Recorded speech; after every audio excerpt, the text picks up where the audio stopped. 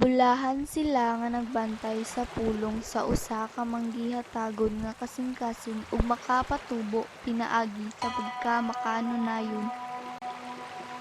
Juan Kapitulo 7. Daghang mga tao didto ang nakadungog kaniya nga misulti niini ug miingon sila. Kining tawhana, mao gayud ang propeta. Ang uban miingon, Siya mao ang Mesiyas. apan ang uban usab miingon. Ang Mesiyas dili magikan sa Galilea.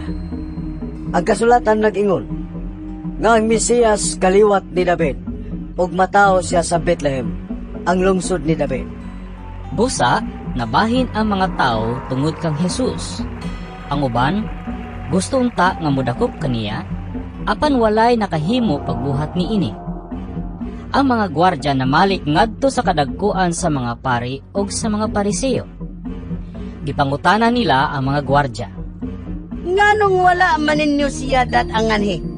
Sila mitubag. Wala pa'y tao nga nakasulti sama kaniya. Hasta ba usab kamo? Nalimbungan niya? Ang mga Pariseo nangutana kanila.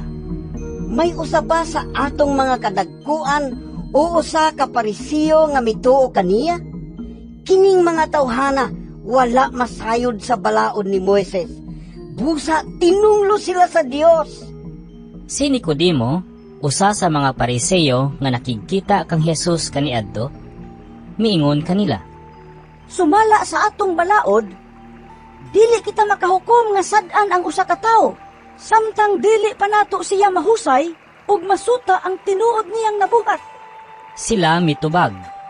Taga Galilea ka ba usab? Pagtuon sa kasulatan ug masayran mo nga wala pagayoy propeta nga naggikan sa Galilea.